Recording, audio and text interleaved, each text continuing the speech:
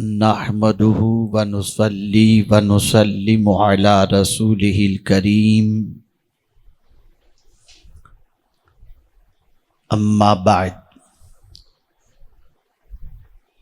فأعوذ بالله من الشيطان الرجيم بسم الله الرحمن الرحيم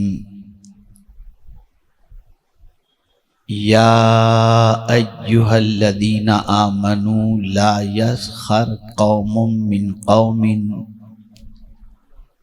عسى أن يكونوا خيرا منهم ولا نساء من نساء عسى أن يكون خيرا منهن ولا تلمزوا أنفسكم ولا تنابزوا بالألقاب بئس الاسم الفسوق بعد الإيمان ومن لم يتب فأولئك هم الظالمون صدق اللہ العظیم۔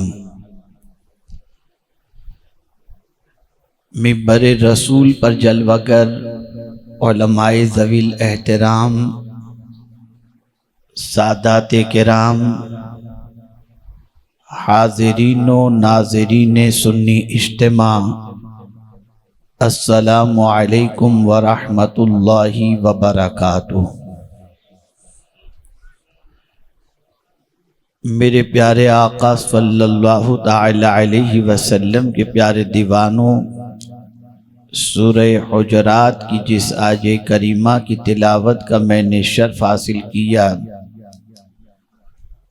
اس سے متعلق کچھ معروضات پیش کرنے سے پیشتر آقا کریم رؤوف الرحیم علیہ التحیۃ والتسلیم کی بارگاہ بے کس پناہ میں جس طریقے سے میں پڑھاؤں عقیدت و محبت میں ڈوب کر اسی طریقے سے درود و سلام کا نذرانہ پیش کریں۔ الصلاۃ والسلام علیک یا رسول اللہ،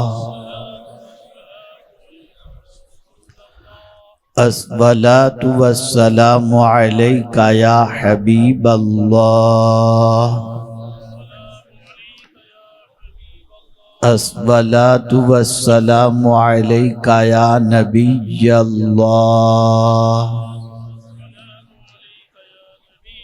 الصلاۃ والسلام علیک یا نور اللہ، وعلی آلک و اصحابک یا حبیب اللہ، صلی اللہ تعالی علیہ وسلم۔ میرے پیارے آقا صلی اللہ تعالی علیہ وسلم کے پیارے دیوانوں، شہنشاہ ناسک کے شہر پاک میں سنی دعوت اسلامی کے عظیم الشان روح پرور سنی اجتماع میں اللہ آپ کی اور ہم سب کی حاضری کو قبول فرمائے اور یہاں سے پیش کیے گئے پیغامات کو عملی جامہ پہنا کر دونوں جہاں میں سرخ روئی حاصل کرنے کی توفیق نصیب فرمائے۔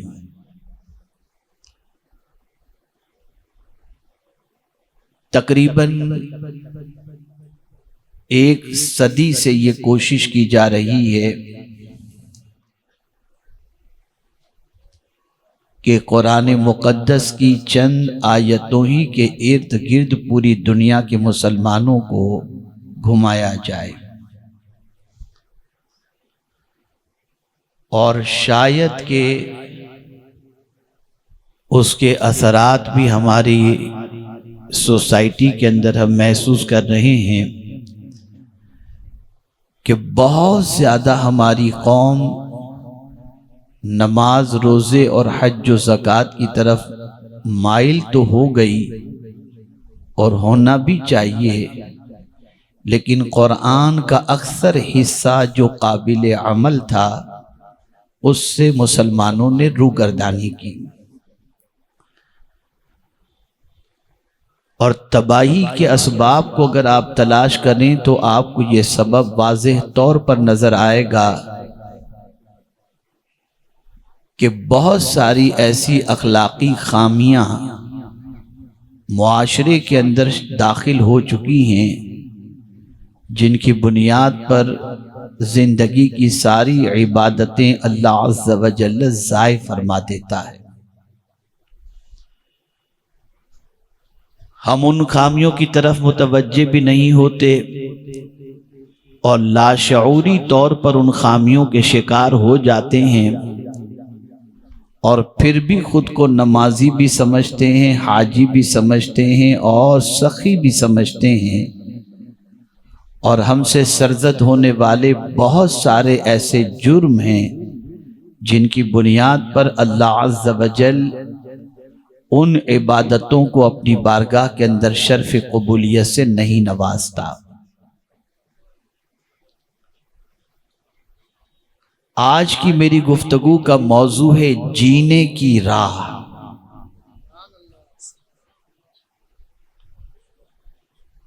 اسلام جینے کی راہ بتاتا ہے، یہ نہیں کہ صرف نماز کے بارے میں بتا دیا اور بس، روزے کے بارے میں بتا دیا اور بس، زکوٰۃ کے بارے میں بتا دیا اور بس۔ اسلام یہ بھی بتاتا ہے کہ جیو کیسے اور مرو کیسے۔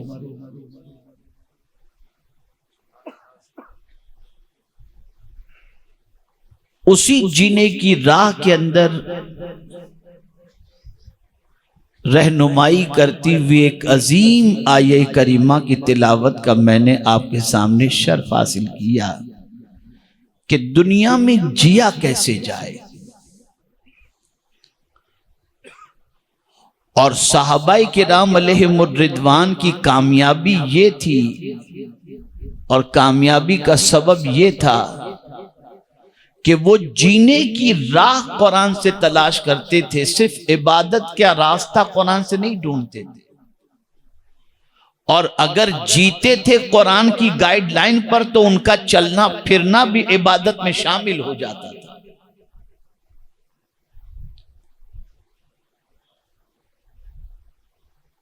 میرے پیارے آقا صلی اللہ تعالی علیہ وسلم کے پیارے دیوانوں، اللہ عز و جل کا نظام ہے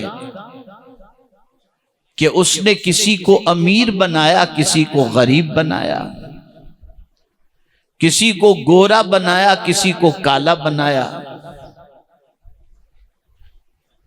کسی کو سیٹھ بنایا تو کسی کو مزدور بنایا، کسی کو مالک بنایا تو کسی کو نوکر بنایا، کسی کو محل کے اندر رہنے والا بنایا تو کسی کو فٹ پاتھ پر رہنے والا بنایا۔ یہ اس کا نظام ہے۔ لیکن سیٹھ کو نوکر کے ساتھ کیسے پیش آنا چاہیے یہ طریقہ بھی قرآن نے بتایا۔ مالدار کو غریب کے ساتھ کیسے پیش آنا چاہیے یہ طریقہ بھی قرآن نے بتایا۔ محل میں رہنے والے کو جھونپڑے میں رہنے والوں سے کیسے پیش آنا چاہیے یہ طریقہ بھی اللہ نے اپنی کتاب کے اندر بتایا۔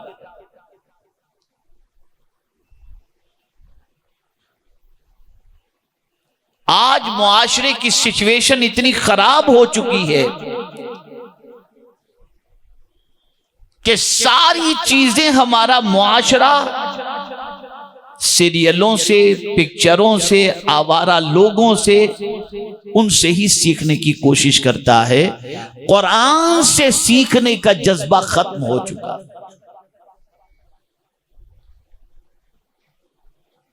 وہ کیا چیز ہے جس کے بارے میں اللہ نے اپنی کتاب کے اندر بیان نہ کیا ہو؟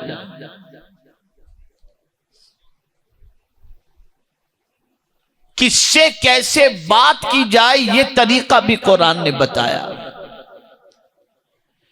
کیا کھایا جائے کیا نہ کھایا جائے یہ بھی قرآن نے بتایا۔ اور خود پیغمبر رحمت صلی اللہ تعالی علیہ وسلم نے اپنے کردار و عمل کے ذریعے بھی بتا دیا کہ قرآن پر عمل کیسے کیا جاتا ہے اور کیسے کیا جانا چاہیے۔ اب آج صرف ایک آیت کو سمجھنا نہیں ہے، توجہ چاہوں گا، صرف سمجھنا نہیں ہے، صرف سننا نہیں ہے، بلکہ آج سے اس آیت پر عمل کی پریکٹس کرنا ہے۔ اگر اس پریکٹس کے اندر آپ سکسیس ہو گئے تو پھر دنیا کی کوئی طاقت گرا نہیں سکتی۔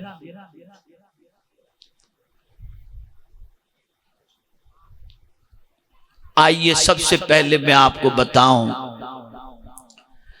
کہ قرآن مقدس میں اللہ عز و جل نے فرمایا یا ایھا الذین آمنو، اے ایمان والو، لا یسخر قوم من قوم، اے ایمان والو نہ مرد مردوں سے ہنسیں یعنی مذاق اڑائیں۔ کوئی مرد کسی مرد کا مذاق اڑائے ہی نہیں، اس سے قرآن نے روک دیا۔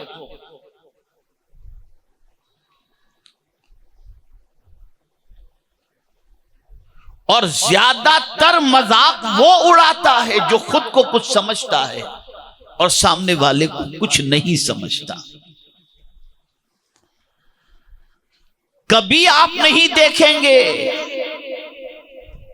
کہ جو بہت کچھ سمجھا جاتا ہو اس کا دنیا اس کے سامنے مذاق اڑائے، لیکن ہمیشہ آپ دیکھیں گے کہ انسان مذاق کمزور کا اڑاتا ہے۔ اور مجھے یہاں پر میرے ایک ساتھی کا واقعہ یاد آتا ہے، میں اس کے حوالے سے بتاؤں۔ سفر حج میں وہ میرے ساتھ تھے، حافظ ظاہر شاہ، نابینا تھے، نابینا ہیں وہ، مجھے نہیں معلوم اب وہ ساتھی باقاعدہ حیات ہیں یا نہیں، مبلغ تھے تحریک کے۔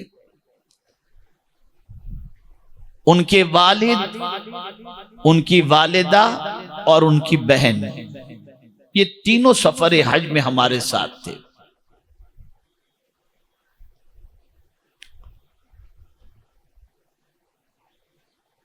حج کی ادائیگی کے بعد ہم لوگ پہنچے مدینہ منورہ، تو مکہ شریف کے اندر بھی جن لوگوں کے کمرے میں حافظ ظاہر شاہ کے والد رہتے تھے، جو بہت سیدھے تھے، بہت سمپل تھے، دولت کے اعتبار سے اللہ نے نوازا ضرور تھا، لیکن رہنا سہنا بڑا سمپل تھا اور بھولے بھالے تھے، تو پورے کمرے والے ان کا مذاق اڑاتے تھے۔ اب مذاق کا انداز آپ کو سمجھا دوں کیا ہوتا تھا۔ کیا چچا کیسے ہو، بس اس طریقے سے جو عام انداز ہوتا ہے، ہلکا سمجھ کر مذاق اڑ رہا ہے۔ وہ بیچارے برداشت کرتے تھے، کچھ نہیں کہتے تھے، وہ بھی ہنس کے ٹال دیتے تھے۔ سفر حج مکمل ہوا، مکہ مکرمہ کا قیام مکمل ہوا، پھر نکلے ہم لوگ مدینہ منورہ کے لیے۔ میری والدہ، میری اہلیہ، وہ بھی دونوں ساتھ میں تھی میرے سفر میں، حج کے سفر میں۔ جب مدینہ منورہ پہنچے تو پھر وہی حال، ٹور والے نے ان کو جس کمرے کے اندر رکھا تھا تو وہاں ان کا مذاق اڑایا جا رہا تھا، برابر مذاق اڑایا جا رہا تھا۔ اتفاق سے غالباً جمعرات کو حافظ ظاہر شاہ کے والد جنت البقیع تشریف لے گئے، اور جنت البقیع میں ایک مزار کے قریب کھڑے ہو کر، ایک بزرگ کے مزار کے قریب کھڑے ہو کر یوں گنبد خضرا کو دیکھا اور پھر مزار کو دیکھا اور کہا یار یہ جگہ کتنی اچھی ہے۔ توجہ چاہوں، یہ جگہ کتنی اچھی ہے کہ یہاں سے صاف گنبد خضرا نظر آتا ہے۔ یہ کہہ کر وہ آگئے کمرے کی طرف۔ میری والدہ نے مجھ سے فرمایا کہ بیٹا میرے لیے چائے لے کر کے آؤ، تو ٹور والے کی چائے میری والدہ کو سمجھ میں نہیں آتی تھی، میں ہوٹل سے چائے ان کے لیے لے آتا تھا، تو میں چائے لینے کے لیے گیا، چائے لے کر جیسے ہی زینہ چڑھ رہا تھا ہوٹل کا تو حافظ ظاہر شاہ کی بہن ملی، حضرت میرے ابا کو کچھ ہو گیا، آپ جلدی چلو۔ میں جلدی سے بھاگا، چائے والدہ کو دیا، ان کے والد تک پہنچا تو دیکھا تو ان کی طبیعت ایک دم سیریس۔ میرے دوست کو میں نے فون کیا جو مدینہ شریف میں رہتے تھے، وہ آئے، جیسے گاڑی میں ان کو رکھا ان کی روح پرواز کر گئی۔ توجہ چاہوں گا، ان کی روح پرواز کر گئی۔ اس کے بعد جب دفن کرنے کا وقت آیا تو وہی جگہ ملی جہاں سے کھڑے رہ کر انہوں نے کہا تھا کہ کتنی اچھی یہ جگہ ہے، یہاں سے گنبد خضرا نظر آ رہا ہے۔ اور پھر اس کے بعد میں نے مذاق اڑانے والوں کو اگر یہ کہوں تو غلط نہ ہوگا کہ خون کے آنسو رو رہے تھے کہ ہم نے کس کا مذاق اڑایا جس کو حضور نے قبول فرما لیا۔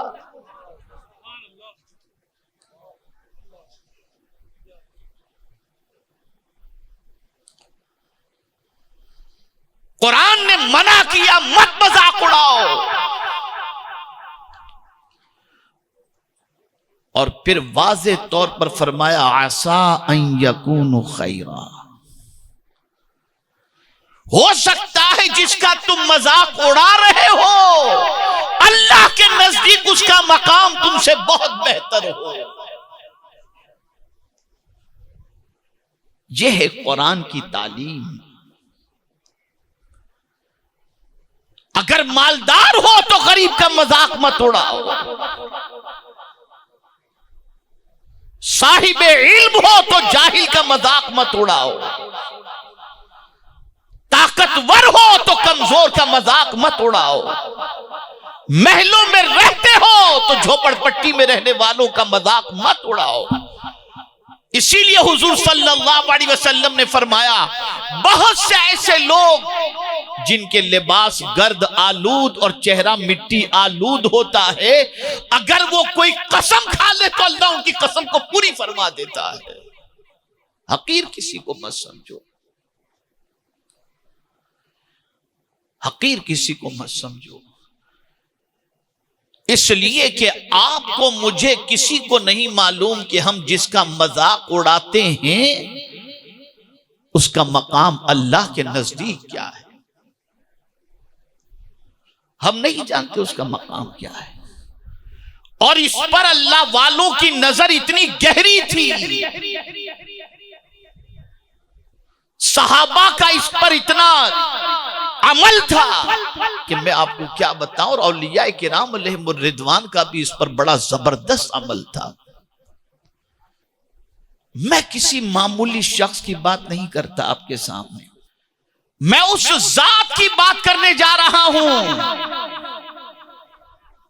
جو گروہ اولیاء کے سردار کہلاتے تھے، سید الطائفہ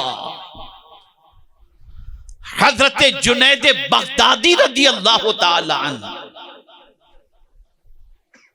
یہ کسی آرڈینری شخص کا نام نہیں ہے، یہ اللہ کے بہت عظیم برگزیدہ بندے کا نام ہے۔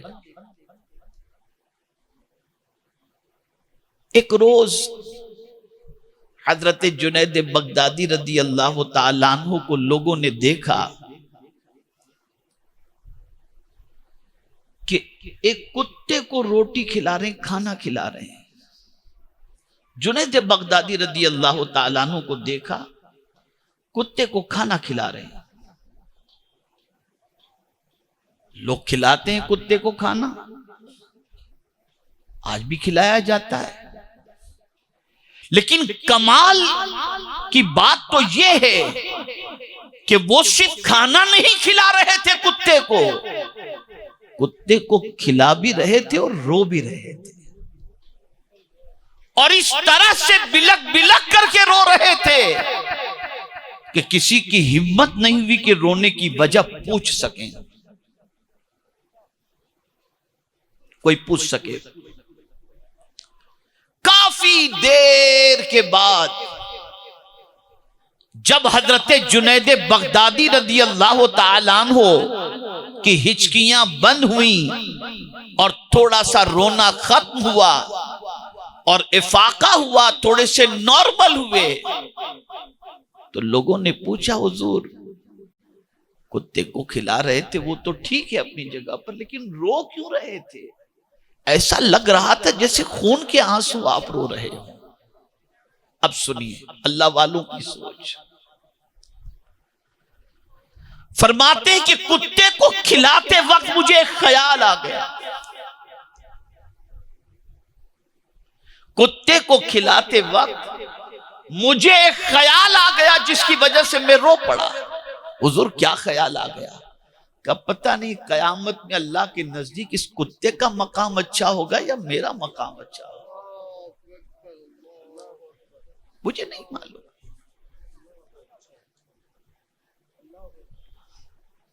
آپ ذرا سوچو، ہم یہاں بہتر ہونے کی فکر کرتے ہیں کہ یہاں ہم دنیا میں بہتر ہوں، اللہ والوں کی فکر ہمیشہ یہ ہوتی یہاں کچھ بھی ہو آخرت میں بہتر ہو جائے، ادھر کی فکر کرتے تھے۔ پتہ نہیں قیامت میں اس کتے کی پوزیشن مجھ سے بہتر ہوگی یا میری پوزیشن، اس تصور سے میں رو رہا ہوں۔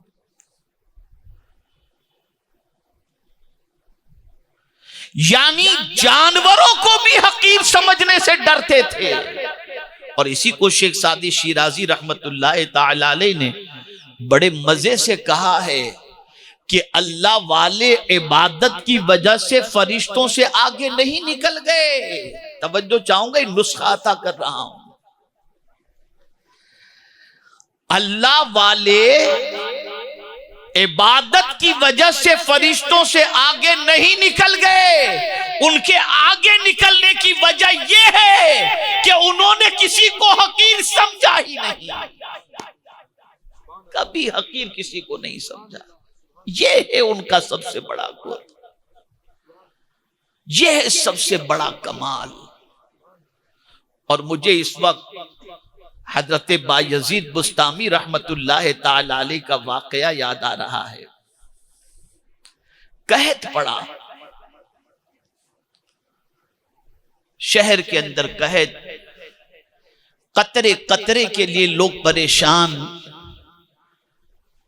جانور بھی جاں بلب اور انسان بھی جاں بلب۔ حضرت بایزید بسطامی ولایت کے بڑے اونچے مقام پر فائز، لوگ آئے، کہ حضور آپ اللہ کے ولی ہیں، نیک ہیں، آپ دیکھیے کیا حالت ہے، لوگ مر رہے ہیں قحط کی وجہ سے، دعا فرما دیجئے، دعا فرما دیجئے تاکہ بارش ہو جائے، آپ لب ہلائیں گے کام ہو جائے گا، باران رحمت کا نزول ہوگا۔ تو بایزید بسطامی علیہ الرحمہ نے دعا کی گزارش کرنے والے سے فرمایا، یہ بتا بارش رکتی کب ہے، قحط پڑتا کب ہے؟ اس نے کہا جب گناہ زیادہ ہو جائیں، برائیاں زیادہ ہو جائیں تو بارش رک جاتی ہے۔ تو فرمایا سن، میں یہ شہر چھوڑ کے چلا جاتا ہوں، اس لیے کہ مجھ سے بڑا اس شہر میں کوئی گنہگار مجھے نظر ہی نہیں آتا، میں جیسے ہی شہر چھوڑوں گا بارش نازل ہو جائے گی، اس لیے کہ مجھ سے بڑا کوئی دوسرا پاپی ہے ہی نہیں اس شہر میں۔ یہ کہتے ہوئے شہر سے نکل گئے شہر سے، ادھر شہر سے نکلے، بارش شروع ہو گئی، بارش شروع ہو گئی۔ کسی کو غیب سے یہ آواز سنائی دی کہ یہ نہ سمجھنا کہ میرے بندے بایزید کے گنہگار ہونے کی وجہ سے، اس کا شہر چھوڑ دینے کی وجہ سے میں نے بارش نازل کی۔ ارے بارش کے نزول کی وجہ یہ ہے کہ میرے بایزید نے اتنی عبادت کے باوجود خود کو گنہگار سمجھا، اس کی عاجزی مجھے اتنی پسند آئی کہ میں نے بارش کو نازل فرما دیا۔ یہ ہے مسئلہ سب سے۔ ہم کچھ نہ ہو کر کچھ سمجھتے ہیں اور اللہ والے بہت کچھ ہو کر کچھ نہیں سمجھتے، کچھ نہیں سمجھتے تھے خود کو، سوائے اس کے کہ ہم اللہ کے گنہگار بندے۔ میں تو جب اعلیٰ حضرت عظیم البرکت امام عشق و محبت کی دستخط دیکھتا ہوں تو میری عقل دنگ رہ جاتی ہے۔ لکھتے تھے عبدہ المذنب، اس کا گنہگار بندہ، وہ جو مجدد ہے وہ بھی دستخط کرتا ہے تو یہ لکھتا ہے کہ اس کا گنہگار بندہ۔ اور ہم پتہ نہیں خود کو کیا سمجھیں، کس خط میں سوار ہیں، کیا کیا ذہن بنائے ہوئے ہیں۔ اگر تہجد کے پابند بن جائیں، چند اوراد و وظائف کے پابند بن جائیں اور چند حج کر لیں، چند عمرہ کر لیں، ہفتے میں قرآن شریف ختم کر لیں، تو ہم سمجھتے ہیں ہم سے بڑا کوئی دوسرا ہے ہی نہیں، اور سامنے والے کو سوائے حقیر سمجھنے کے، ذلیل سمجھنے کے کچھ نہیں سمجھتے۔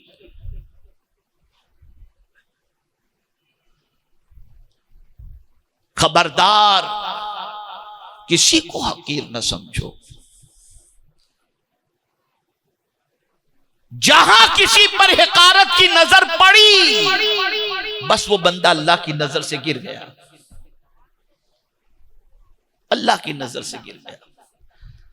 اب آئیے تھوڑا سا سمجھے، مولا علی کی بارگاہ میں چلتے ہیں، جہاں پر سارے سلسلے جا کر کے ختم ہو جاتے ہیں۔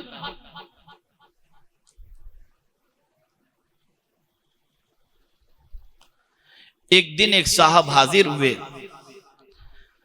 اور مولا علی کرم اللہ تعالی وجہہ الکریم سے انہوں نے کہا کہ ذرا سیدنا صدیق اکبر رضی اللہ تعالیٰ عنہ کے بارے میں کچھ فرمائیے آپ۔ اب جب وہ بولنا شروع کیے صدیق اکبر کے بارے میں تو اتنی تعریف، اتنی تعریف، اتنی تعریف، اتنی تعریف کہ عرض کرنے والا سوچتا ہے کہ مولا علی صدیق اکبر کی اتنی تعریف کر رہے ہیں۔ پھر جب کافی ٹائم ان کی تعریف میں لگ گیا تو کہا اچھا حضور کچھ فاروق اعظم کے بارے میں بتا دو۔ اب لگے فاروق اعظم کی تعریف کرنے، اتنی تعریف کہ اس میں بھی وقت کافی چلا گیا۔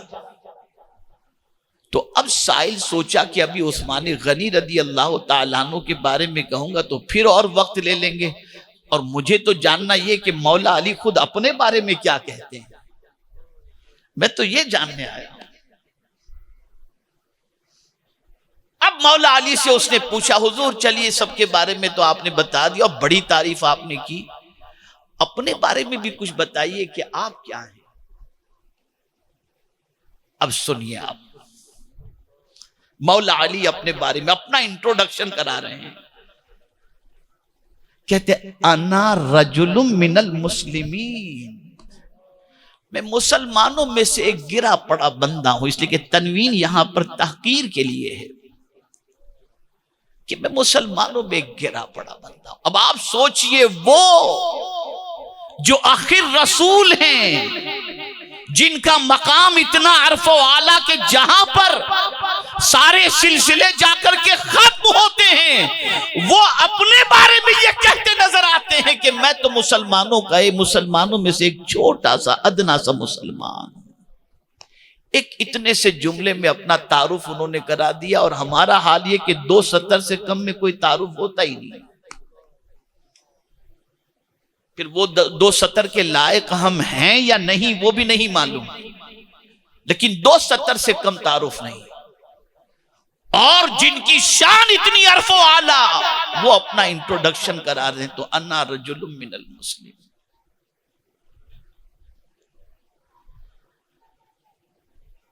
بہت کچھ ہو کر خود کو کچھ نہ سمجھنا، یہ ہے کمال کی بات، اور یہی اللہ کو بہت پسند ہے۔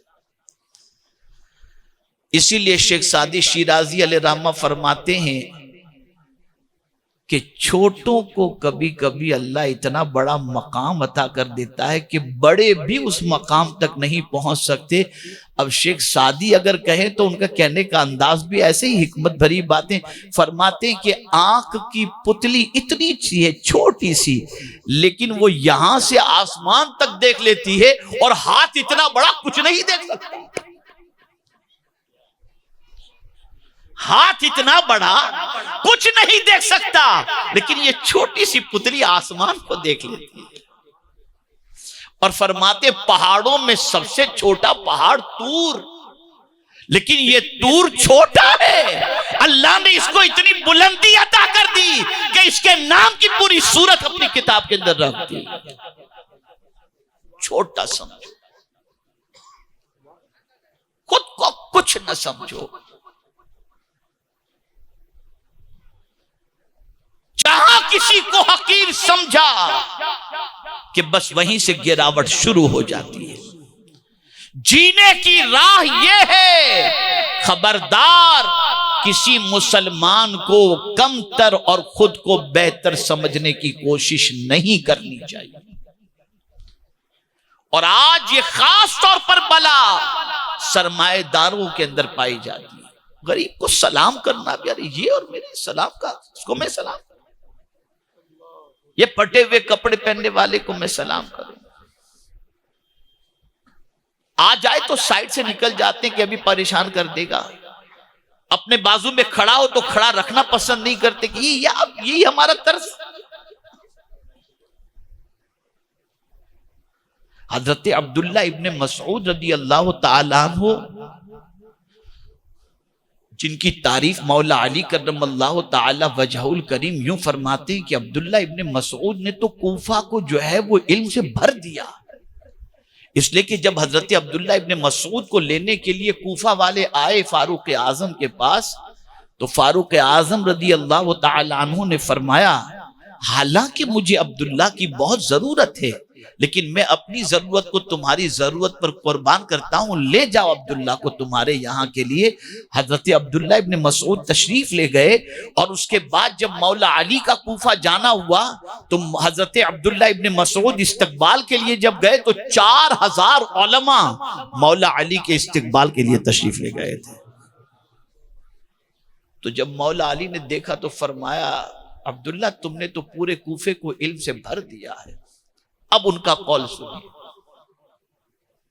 کون؟ حضرت عبداللہ ابن مسعود، جن سے حضور قرآن سنا کرتے تھے، حضور جن سے قرآن سنتے تھے، وہ حضرت عبداللہ ابن مسعود فرماتے ہیں کہ میں ڈرتا ہوں، توجہ چاہوں گا میرے مدارس کے اساتذہ یہاں جتنے بیٹھے، میری اصلاح کی غرض سے میں عرض کرنا چاہوں گا، تھوڑا سا دیکھیں اور سوچ دیکھیں اللہ والوں کی اور صحابی رسول کی۔ حضرت عبداللہ ابن مسعود رضی اللہ تعالیٰ عنہ فرماتے ہیں میں کسی کو کتا کہنے سے ڈرتا ہوں کہ کہیں اللہ مجھے کتا نہ بنا دے۔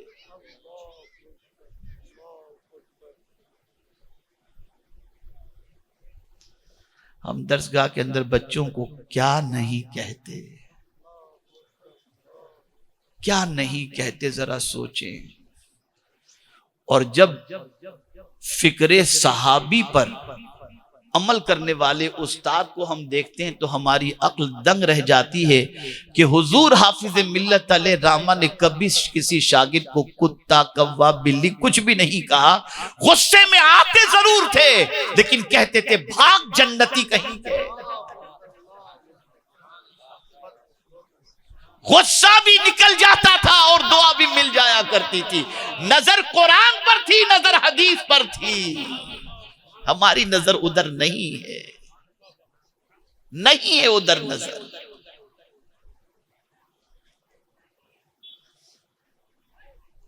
مذاق اڑانے سے پہلے یہ ذہن کے اندر رکھو، نہیں معلوم کہ جس کا مذاق اڑایا جا رہا ہے اس کا اللہ کے نزدیک کیا مقام ہے۔ مجھے یہاں ایک اور واقعہ یاد آ گیا۔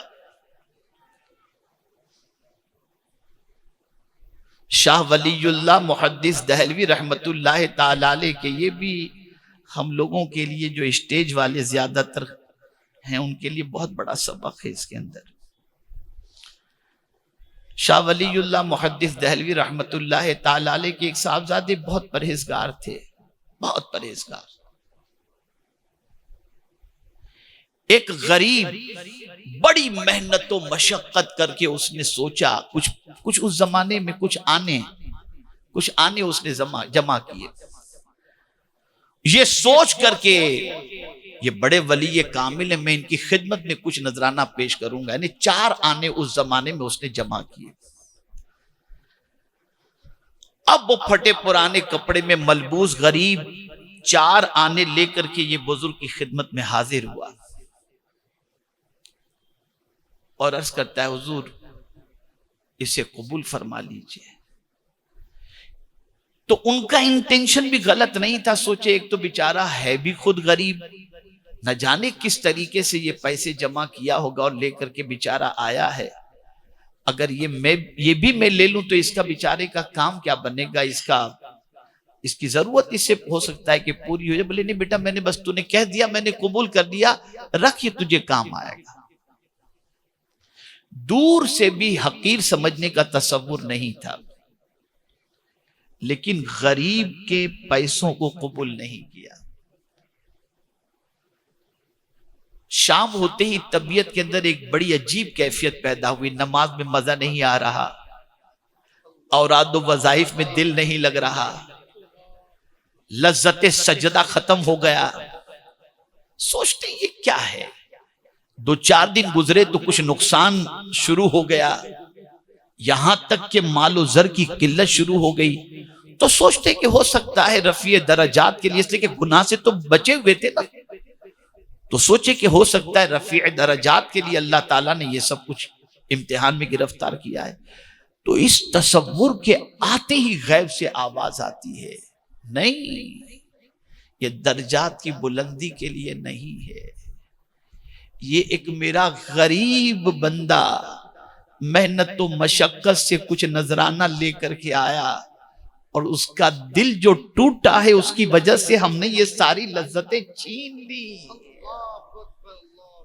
لی ہم نے سب۔ اب وہ ایک دم بالکل ہوش میں آ گیا، تلاش کیا، اس کو بلایا اور بلا کر کے کہا تو جو لے کر کے آیا تھا نا کچھ دنوں پہلے، اللہ میں قبول کر لیتا ہوں۔ کہا حضور پہلے تو آپ نہیں قبول کیا، بلا کر قبول کر رہے ہیں۔ کہاں، اب سمجھ میں آ گیا تیرا مقام کیا ہے اور میری کیفیت کیا ہے، اب سمجھ میں آ گیا۔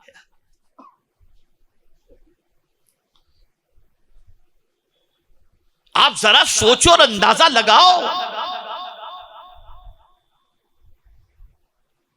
ہم کہاں جا رہے ہیں؟ یہ جینے کی راہ قرآن بتا رہا ہے، اگر اس راہ پر چلے تبھی ہم کامیاب ہو سکتے ہیں، ادروائز نہیں۔ میرے پیارے آقا صلی اللہ تعالی علیہ وسلم کے پیارے دیوانوں، اب حضور کا عمل بھی دیکھ لیں صلی اللہ علیہ وسلم،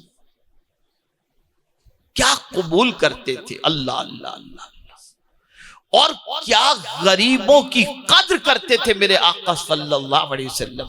ایک جنگ کے موقع پر لوگوں نے بہت کچھ جمع کرایا، لیکن ایک غریب کے پاس سوائے چند کھجوروں کے کچھ بھی نہیں تھا، سارے سامان کے ڈھیر کے اس کے سب کے اوپر ان کھجوروں کو حضور نے رکھا جو غریب کی طرف سے آئی تھی، اور فرمایا مجھے امید ہے اس غریب کی وجہ سے سب کا اللہ قبول فرما لے گا۔ یاد رکھ، میں صرف تحدیث نعمت کی خاطر کہہ رہا ہوں، میرا رب میری نیتوں کو جانتا ہے۔ میں آج سے 20-25 سال پہلے بنگال ایک جگہ پر گیا ہوا تھا، کہیں کوئی لائٹ کا نام و نشان نہیں، بس وہی لالٹین وغیرہ جلتے تھے، اور بڑا ایک دم غریب، ایک دم غربت کے اندر ڈوبا ہوا علاقہ۔ سرکار حضور مفتی اعظم ہند علیہ رحمت والرضوان کے ایک خلیفہ کو معلوم ہوا کہ میں وہاں پہنچا ہوں، تو وہ چند لوگوں کو لے کر کے آئے جو بالکل دیہاتی بیچارے، ایک دم بالکل دیہاتی، 20-25 یا 30-50 لوگوں کو لے کر کے آئے جہاں قیام تھا وہاں پر، اور مجھ سے انہوں نے فرمایا کہ حضرت ان کو سب کو مرید کر لیجئے۔ میں نے کہا آپ تو حضور مفتی اعظم ہند علیہ رحمہ کے خلیفہ ہیں، میں تو ان کا مرید ہوں، میں تو خلیفہ حضور مفتی اعظم ہند علیہ رحمہ کا نہیں ہوں، آپ تو بہت اونچا درجہ رکھتے ہیں آپ کا۔ کہا نہیں حضرت وہ آپ سمجھئے، اور پھر انہوں نے ضد کی۔ بہرحال ان کے کہنے پر میں نے داخل سلسلہ کیا۔ سنیے گا، داخل سلسلہ جب میں نے کر لیا نا تو وہ مفتی صاحب جو تھے انہوں نے ایک چادر بچھائی، تو جتنے مرید ہوئے تھے نا، کوئی 10 روپے رکھ رہا ہے، کوئی 1 کا سکہ رکھ رہا ہے، اس طریقے سے رکھتے رکھتے میرا خیال ہے 100-150 یا ایسے کچھ روپے اس طریقے سے کچھ رقم جمع ہوئی، اور پھر وہ بیچارے وہ رومال یا چادر جو کچھ بھی تھا اٹھایا، بولے حضرت ان غریبوں کی طرف سے قبول کر لو۔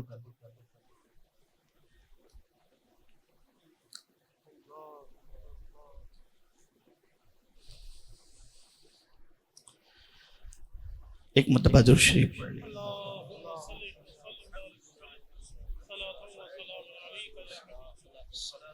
اللہم صلی علی سیدنا و مولانا محمد معدن الجود والکرم وآلہ وصحابہ وبارک وسلم۔ میں نے آج بھی ان پیسوں کو کفن کے لیے سنبھال کے رکھا ہے۔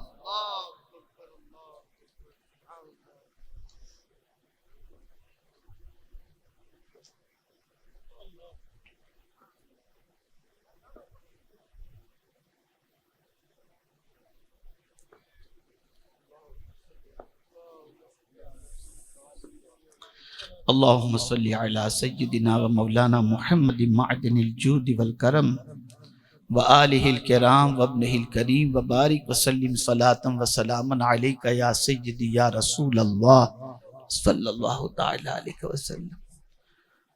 ہر ایک کی کمائی میں کہیں نہ کہیں سے ممکن ہے کچھ نہ کچھ نقص ہو سکتا ہے، لیکن ان بیچاروں کی کمائی کے اندر مجھے کہیں سے کوئی نقص سمجھ میں نہیں آیا، نہیں سمجھ۔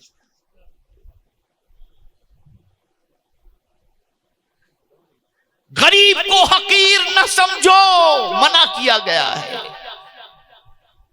منع کیا، کسی کو بھی نہیں سمجھو، پتہ نہیں اس کا مقام اللہ کے نزدیک کیا ہے۔ مت مذاق اڑاؤ، کمزوروں کا مذاق مت اڑاؤ، غریبوں کا مذاق مت اڑاؤ۔ یہی ایک ٹاپک بڑا لمبا ہے، میں اس آیت کے اتنے سے ٹکڑے پر ہی پھر چلیے آگے۔ یہ مردوں سے مردوں کی بات کہ مرد اگر کسی مرد کا مذاق اڑائیں تو پتہ نہیں اس مرد کا مقام اللہ کے نزدیک کیا ہو، اس لیے مذاق نہیں اڑائیں۔ قرآن نے عورتوں کو بھی کہا وَلَا نِسَاءٌ مِّن نِسَائٍ، اور کوئی عورت کسی عورت کا مذاق نہ اڑائے۔ آج مالدار عورتیں غریب عورتوں کا مذاق، یہ کہاں سے آ گئی؟ اس کو کس نے دعوت دی تھی؟ لا حول ولا قوت، لا حول ولا قوت۔ ام المؤمنین حضرت عائشہ صدیقہ رضی اللہ تعالی عنہا، کون ام المؤمنین؟ جن کے سلسلے میں آیت کریمہ نازل ہوئی، آیت تطہیر نازل ہوئی، جن کی وجہ سے 1/4 اسلام دنیا کے لوگوں تک پہنچا، جو مفتیہ بھی تھیں، قاریہ بھی تھیں، عالمہ بھی تھیں۔ جانتے ہیں حضور صلی اللہ علیہ وسلم کے پاس تشریف فرما تھی، کسی کی انہوں نے صرف نقل کی تو سرکار صلی اللہ علیہ وسلم نے فرمایا حمیرہ مجھے بہت سارا مال بھی ملے تو میں کسی کی نقل نہیں اڑا سکتا۔ اب آگے کا سنیے آپ، یہ ترمذی شریف کی حدیث ہے، میں کسی کی نقل نہیں اڑا سکتا۔ اتنے میں ام المؤمنین حضرت صفیہ رضی اللہ تعالیٰ عنہ تشریف لا رہی تھی، اور اتفاق سے حضرت صفیہ رضی اللہ تعالیٰ عنہ کا قد تھوڑا سا پست تھا، تو حضرت ام المؤمنین عائشہ صدیقہ رضی اللہ تعالی عنہا نے کہا کچھ بھی نہیں، صرف اشارے سے یوں کیا، صرف اشارے سے۔ اب اس پر حضور نے کیا فرمایا سنیے، ارشاد فرماتے ہیں عائشہ اگر تیرے یہ اشارے کے عمل کو دریا کے اندر ڈال دیا جائے تو دریا کی رنگت بدل جائے گی۔ ذرا سوچو آپ.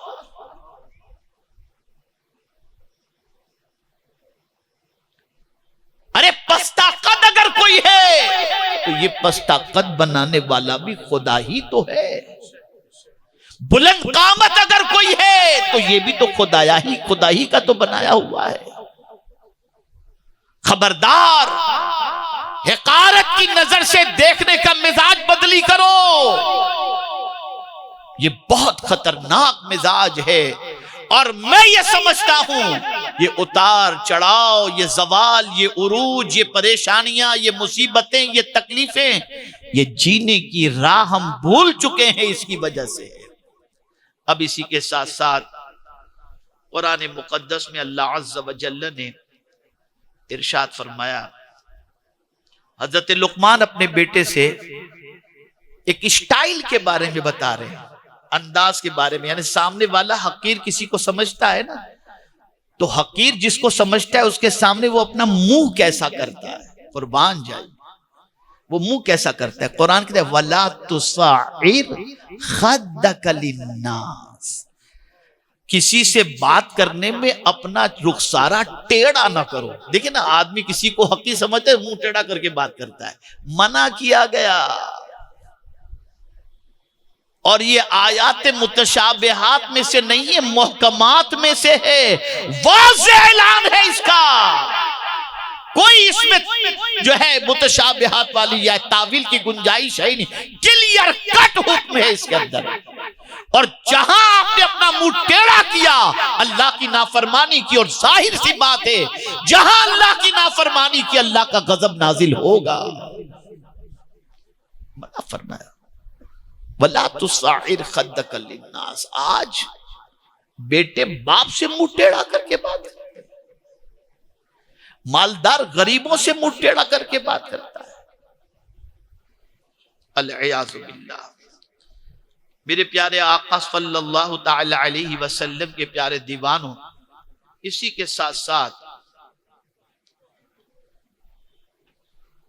آقا کریم صلی اللہ علیہ وسلم پر نازل ہونے والے قرآن مقدس میں رب قدیر جل جلالہ نے اور بھی چند چیزوں کا حکم فرمایا، جس میں سے اللہ عز و جل نے ارشاد فرمایا کہ کسی کو حقیر نہ جانو، ہو سکتا ہے اللہ کے نزدیک اس کا مقام عرف و اعلیٰ ہو.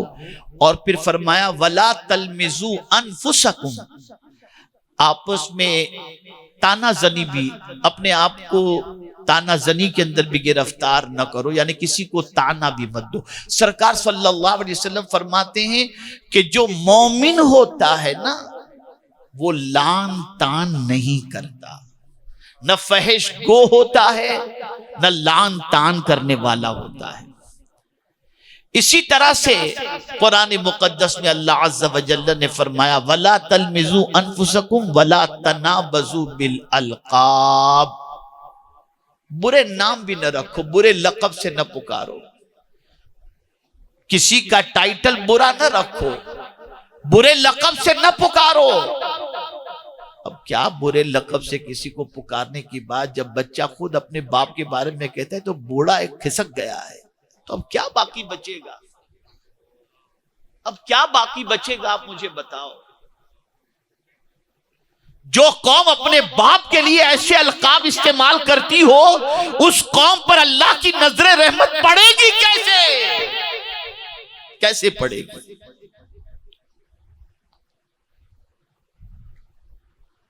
تم اسے برے لقب سے یاد کرتے ہو اور اللہ نے اس کا نام مسلمان رکھا ہے. اللہ نے اس کا نام مسلمان رکھا ہے.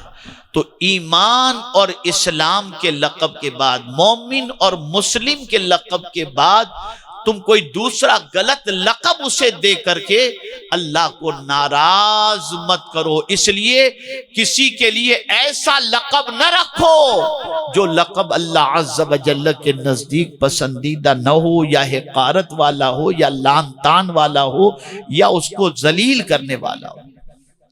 اب آخر میں اب سنیے سرکار صلی اللہ علیہ وسلم کا وہ ارشاد جو لان تان کرنے والوں سے متعلق ہے۔ حضرت ابو درداء رضی اللہ تعالیٰ عنہ سے روایت ہے، یہ مسلم شریف کی حدیث ہے، کہ رسول اعظم صلی اللہ علیہ وسلم نے ارشاد فرمایا، بہت لان تان کرنے والے قیامت کے دن نہ گواہ ہوں گے نہ شفیع ہوں گے۔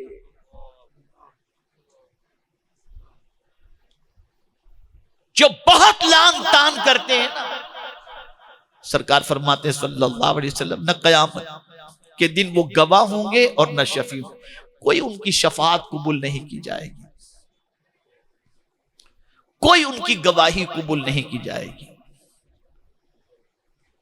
اسی کے ساتھ میرے پیارے آقا صلی اللہ تعالی علیہ وسلم کے پیارے دیوانوں،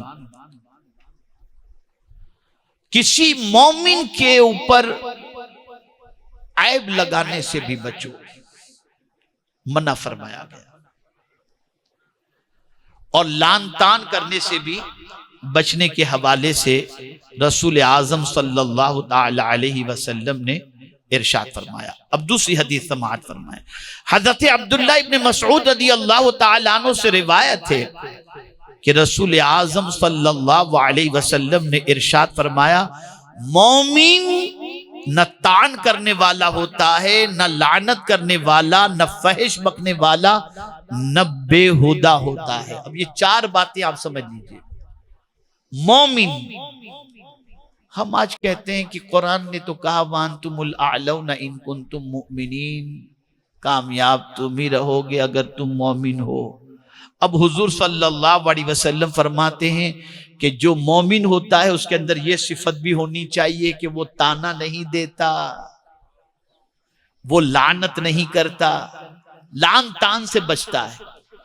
چلیے یہ دونوں چیزیں تو اپنی جگہ پر ہیں، ہو سکتا ہے کہ اس کے سلسلے میں بہت سارے مسلمان بچتے ہوئے کسی حد تک نظر آئیں، لیکن آگے کی دو باتیں حضور نے فرمائی کہ نہ فحش بکنے والا اور نہ بےہودہ ہوتا ہے۔ جو مومن ہوگا وہ فحش بکنے والا نہیں ہوگا۔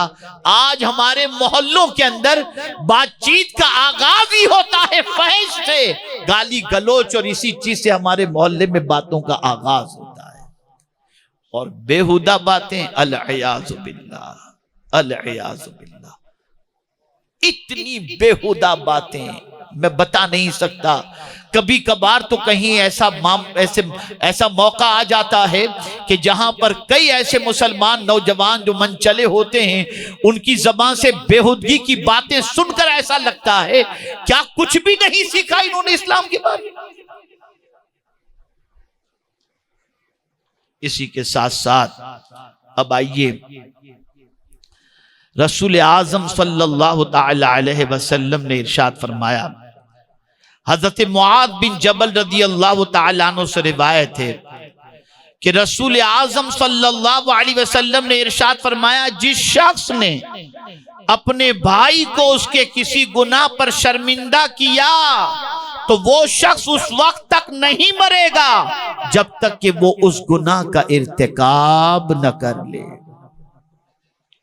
ایک شخص ہے جس نے کوئی گناہ کیا اور گناہ کرنے کے بعد اس نے توبہ کر لی، توبہ کر لی۔ اب اگر کوئی شخص اس کی توبہ کے بعد اسے پھر بھی عار دلائے تو یہ عار دلانے والا اس وقت تک نہ مرے گا جب تک کہ اس گناہ کے اندر بھی وہ گرفتار نہ ہو جائے، گرفتار نہ ہو۔ اور یہ کسی اور کا قول نہیں، صادق و مصدوق صلی اللہ علیہ وسلم کا قول ہے۔ میرے پیارے آقا صلی اللہ علیہ وسلم کے پیارے دیوانوں، کیا اس کے سلسلے میں برے القاب کے حوالے سے علماء نے کیا فرمایا؟ تو بعض علماء نے فرمایا برے نام رکھنے سے مراد کسی مسلمان کو کتا، گدھا یا سور کہنا بھی ہے۔ اگر کوئی یہ کہتا ہے اس کے لیے لازم ہے کہ وہ توبہ کرے، اس کے لیے ضروری ہے کہ اگر اس نے کسی مسلمان کو کتا، گدھا یا سور کہا یا اس کو غلط القاب اس کو دیے تو لازم ہے کہ وہ توبہ کرے، اس کے لیے ضروری ہے۔ اسی کے ساتھ میرے پیارے آقا صلی اللہ تعالی علیہ وسلم کے پیارے دیوانوں، قرآن نے پھر نتیجہ بتا دیا، وَمَن لَّمْ يَتُب، جو توبہ نہ کرے، فَأُولَئِكَ هُمُ الظَّالِمُونَ، تو وہ ظلم کرنے والا ہے، وہ ظالم ہے۔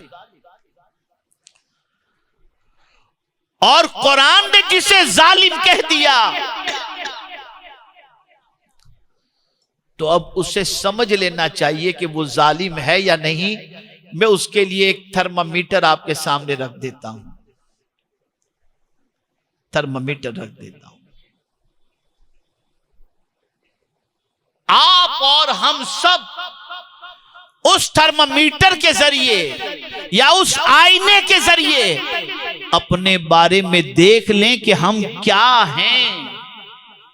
آسان سا طریقہ، اگر قرآن کی آیتوں کا اثر ہماری زندگی پر نہیں ہوتا، اللہ کے فرمان کا اثر ہماری زندگی پر نہیں ہوتا، ہماری زندگیوں میں تبدیلی پیدا نہیں ہوتی، تو ہمیں سمجھ لینا چاہیے کہ ہم ظالم ہیں۔ دلیل قرآن سے پیش کرتا ہوں، ہمیں سمجھ لینا چاہیے کہ ہم ظالم ہیں۔ یہاں ظالم سے مراد کافر کی بات نہیں کر رہا، مومن لیکن جس نے اپنی جان پر ظلم کیا۔ اس لیے کہ قرآن نے خطاب جو کیا ہے یا ایھا الذین آمنوا سے کیا، اور اس کے اینڈ میں فرمایا وَمَن لَّمْ يَتُب فَأُولَئِكَ هُمُ الظَّالِمُونَ، تو یہاں سب مومنین ہی سے حکم ہو رہا ہے۔ اگر قرآن سے ہمیں راستہ نہیں ملتا اور قرآن پر ہمارے عمل کا جذبہ نہیں ہے تو سمجھ لینا کہ ہم ظالموں میں ہیں، اس لیے کہ قرآن نے کہہ دیا ان اللہ لا یہدی القوم الظالمین،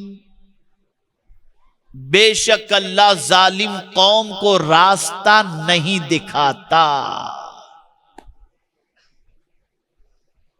تو اب ہمارے لیے ضرورت اس امر کی ہے کہ ظالمین کی لسٹ میں نہیں آنا، تو ہمیں چاہیے کہ اللہ کی بارگاہ میں سچے دل سے توبہ کر لیں، سچے دل سے استغفار کر لیں، معافی مانگ لیں، اسے راضی کر لیں، اور یہ عہد کریں کہ آج کے بعد ہم کسی کو حقیر نہیں سمجھیں گے، اور آج کے بعد ہم کسی کو جو ہے وہ برے لقب سے نہیں پکاریں گے، آج کے بعد خود کو کسی سے بہتر تصور نہیں کریں گے، آج کے بعد لانگ ٹانگ سے اپنی زبان کو بچائیں گے۔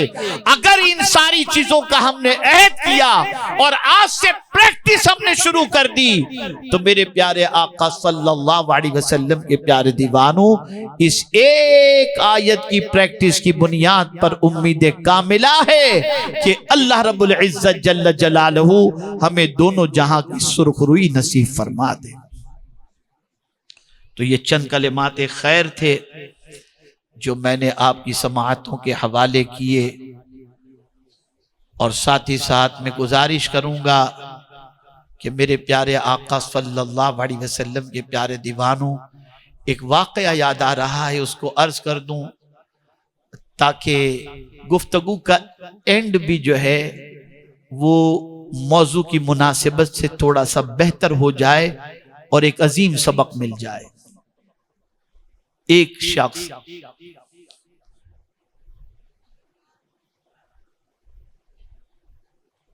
رات بھر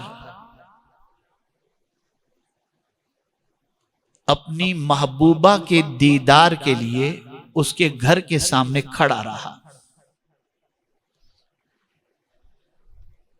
وہ جس سے محبت کرتا تھا اس نے کہا کہ اگر مجھے دیکھنا ہے تو رات کے وقت تو میرے گھر کے سامنے آ جانا، ہم ایک دوسرے کو دیکھیں گے۔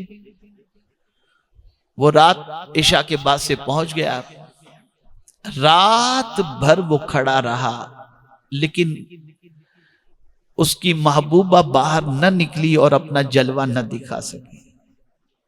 یہاں تک کہ کھڑے کھڑے وقت گزر چکا اور فجر کی اذان کی آواز کانوں سے ٹکرائی۔ اذان کی آواز سنتے ہی اس کا دل اندر سے لرز گیا اور سوچنے لگا، ایک لڑکی کے لیے پوری رات میں کھڑا رہا لیکن اس کا دیدار بھی نہیں ہوا، کاش پوری رات میں اپنے رب کی یاد میں کھڑا رہتا تو کیا ہوتا۔ بس دل پہ چوٹ لگی اذان کی آواز کے بعد، گھر گیا، تھوڑا سا سامان لیا، توبہ کر لی، اس کو چھوڑا اور نکل گیا۔ وہ نکلا، جیسے ہی نکلا وہ تھوڑی دیر کے بعد جب سورج نکلا اور تھوڑا سا آگے بڑھا تو ایک گلی سے ایک بزرگ نکلے، وہ بھی کسی سفر پر جا رہے تھے، دونوں ساتھ ہو لیے چلنے لگے۔ کچھ سفر طے کیا تو کچھ سفر طے کرنے کے بعد جب سورج ایک دم شباب پر آ گیا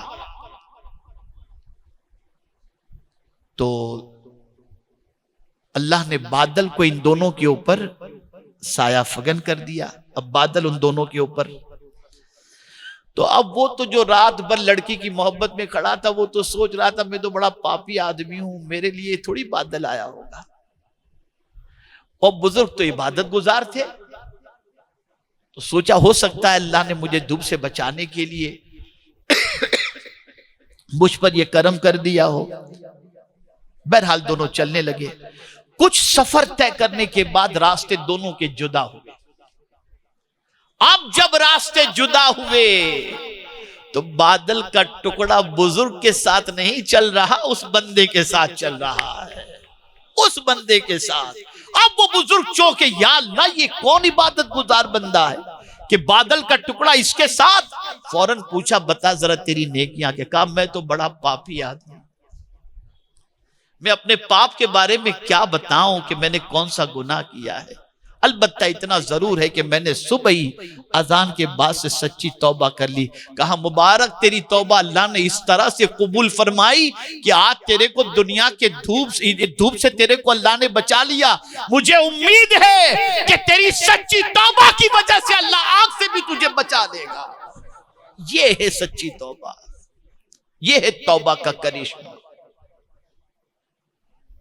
تو آج توبہ کر لیں، مایوس نہ ہو اپنے رب سے، وہ بڑا کریم ہے۔ توبہ نہیں کریں گے تو ظالموں کی فہرست کے اندر آئیں گے، اور توبہ وہ نہیں کرتا جو اکڑتا ہے۔ تو آج ہم اس روح پرور سنی اجتماع میں سابقہ گناہوں سے سچے دل سے توبہ کر لیں، اور اسی کے ساتھ ہمیشہ کسی کو حقیر سمجھنے سے بچنے کی عادت بنائیں، اور اسی کے ساتھ ساتھ برے القاب، برے نام، یہ ساری چیزوں کو دینے سے بچنے کی کوشش کریں۔ انشاءاللہ العظیم قرآن کی اس آیت پر عمل کا صدقہ اللہ دنیا اور آخرت دونوں میں ہمیں عطا فرمائے گا۔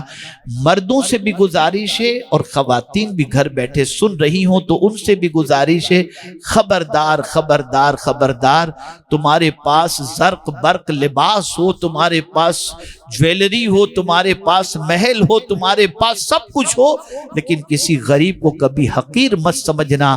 تمہیں اور مجھے نہیں معلوم کہ اس کا مقام رب کے نزدیک کیا ہے۔ اللہ تعالیٰ مجھے سب سے پہلے عمل کی توفیق عطا فرمائے، ساتھ میں آپ سب کو بھی توفیق عطا فرمائے۔ وما علینا الا البلاغ المبین۔ السلام علیکم ورحمۃ اللہ وبرکاتہ۔